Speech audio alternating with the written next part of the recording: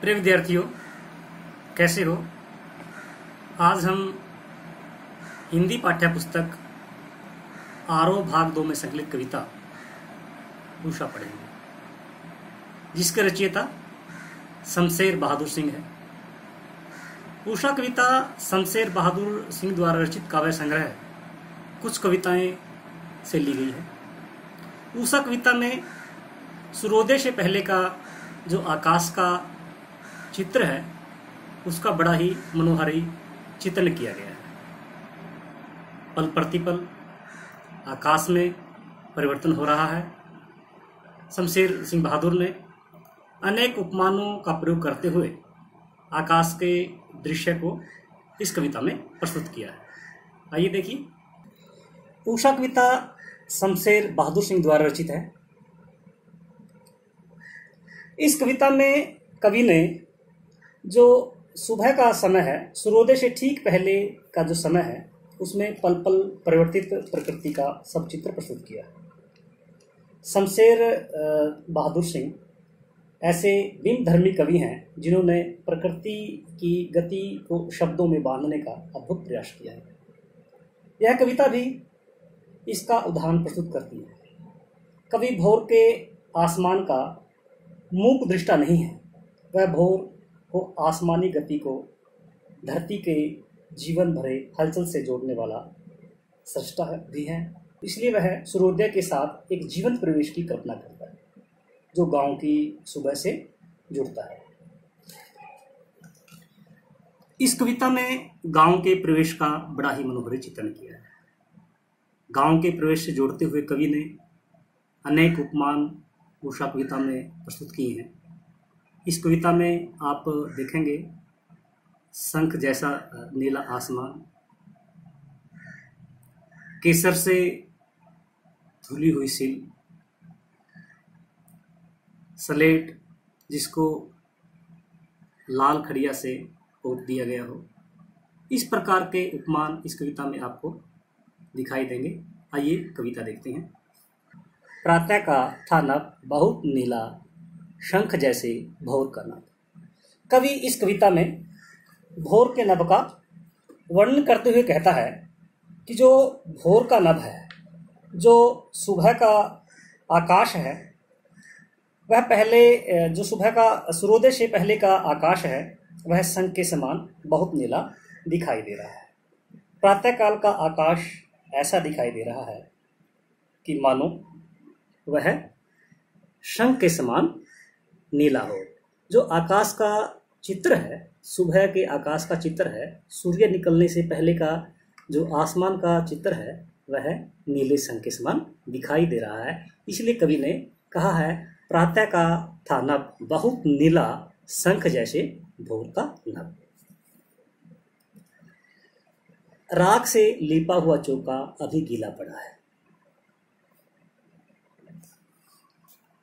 कवि दूसरे उपमान के माध्यम से जो आकाश है, उसका इस प्रकार से वर्णन करता है कि मानो जो सुबह का चौका है, वह राख से लिपा हुआ है और गीला है। इसलिए कवि ने इस उपमान का प्रयोग किया है। कवि क्या कहते हैं कि जिस प्रकार गीलेपन के कारण राख से लिपे गए चौके से मटमैले और नीलेपन का आभास होता है, आकाश उसी प्रकार का दिखाई दे रहा है। आपने सुबह गाँव में देखा होगा कि सुबह सुबह जो चूल्हा है, उसको किस प्रकार से लीपा जाता है।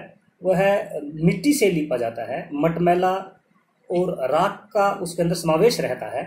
इसलिए वह थोड़ा सा मटमैला और थोड़ा सा नीलेपन लिए होता है।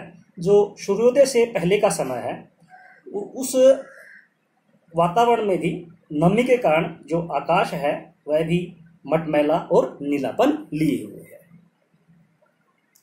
बहुत सी काली सिल जरा सी लाल केसर से जैसे धुल गई हो। कवि ने एक नया उपमान बांधा है कि जो काले रंग की सिल है, उस पर लाल केसर, थोड़ा सा लाल केसर बिखरा दिया है और उस सिल को लाल केसर से धुल दिया है। तो आकाश इस प्रकार का दिखाई दे रहा है, क्योंकि जो सूर्य है वह धीरे धीरे निकल रहा है। जो जो सूर्य निकलता जाता है तो आकाश का जो चित्र है, जो आकाश का जो हमारे सामने आकाश है, वह भिन्न भिन्न प्रकार का दिखाई देता है। पहले नीले शंख जैसा आकाश दिखाई दे रहा था, अब आकाश ऐसा दिखाई दे रहा है कि मानो काली सील है उसको लाल केसर से धुल दी हो। स्लेट पर या लाल खड़िया चाक मल दी हो किसी ने। आगे कवि क्या कहता है कि जो आकाश है इस प्रकार का दिखाई देता है कि नीले आकाश पर जो सूर्य की लाल किरणें हैं वो अपना प्रभाव छोड़ रही हैं। धीरे धीरे जो लाल किरणें हैं वो ऐसी दिखाई दे रही हैं कि नीले आकाश पर जो काली स्लेट है, नीला आकाश अब काली स्लेट के समान हो गया है और उस पर लाल मिट्टी, लाल खड़िया किसी ने मल दी हो, किसी ने लाल जो मिट्टी है वो रगड़ दी हो। यहाँ पर खड़िया मिट्टी है। जिस प्रकार से हम स्लेट पर हमारी चौक से लिखते हैं या स्लेटी से लिखते हैं, उसी प्रकार ऐसा प्रतीत हो रहा है आकाश कि जो स्लेटी रंग का आकाश है उस पर किसी ने लाल रंग की खड़िया अर्थात मिट्टी रगड़ दी हो, मल दी हो। जो आकाश है अब कैसा दिखाई दे रहा है? नील जल में या किसी की गौर, नील जल में या किसी की गौर झिलमिल दे जैसे हिल रही हो। अब आकाश इस प्रकार से परिवर्तित हो गया है, आकाश में इस प्रकार का परिवर्तन हो गया है कि मानो नीले जल में किसी युवती का गोरा और चमकता शरीर हिल रहा हो। कवि के कहने का तात्पर्य है कि धीरे धीरे सूर्य का प्रकाश बढ़ता जा रहा है। अब सूर्य ऐसा दिखाई दे रहा है कि सूर्योदय से पहले आसमान इस प्रकार से दिखाई दे रहा है कि मानो कि नीले जल के अंदर गोरे रंग की कोई युवती नीले जल में नहा रही हो और जो उसका गोरे रंग का शरीर है वो उसके अंदर हिल रहा हो और जादू टूटता है इस उषा का, अब सूर्योदय हो रहा है। अब क्या है? जो उषा काल का जादू है जो कि हमें बांधे हुए था। नीले शंख जैसा आसमान, स्लेटी रंग का आसमान, काली सील जैसा आसमान जिस पर खड़िया मलदी हो और आकाश को थोड़े से केसर से धुल दिया हो, ये सूर्योदय से पहले का समय है। जब सूर्य उदय हो जाता है, जब सूर्य निकल जाता है तो आसमान चमकीला हो जाता है। जब सूर्य पूरी तरह से निकल जाता है तो हम आसमान की ओर नहीं देख सकते, हमारी आंखें चुंधियाने लगती है। और जो सुबह का जादू था, उषा काल का जो जादू था, वह सूर्य के निकलने के साथ साथ वह जादू टूटने लगता है, अर्थात अब सूर्योदय हो रहा है। बात करते हैं भाव सौंदर्य की। जो इस कविता में प्रातःकालीन जो नभ है, आकाश है, उसका बड़ा ही सुंदर व सजीव चित्रण किया है। आकाश को अनेक जो उपमान है उनके माध्यम से कवि ने सूर्योदय से पहले के आकाश का वर्णन किया है। राख से लिपा हुआ चौका, नीला शंख, लाल केसर से धुली काली सिल, लाल खड़िया चाक से मली हुई स्लेट आदि उपमानों का इस कविता में प्रयोग हुआ है। इस कविता में जो ग्रामीण प्रवेश है उसका वर्णन हमें दिखाई देता है, क्योंकि जो काली सील है, काली खड़िया चाक का प्रयोग गांव के अंदर किया जाता है। जो इस प्रकार के उपमान हैं वो ग्रामीण प्रवेश में दिखाई देते हैं। अतः हम कह सकते हैं कि इस कविता में जो ग्रामीण प्रवेश का चित्र प्रस्तुत किया गया है। अब हम बात करते हैं शिल्प सौंदर्य की।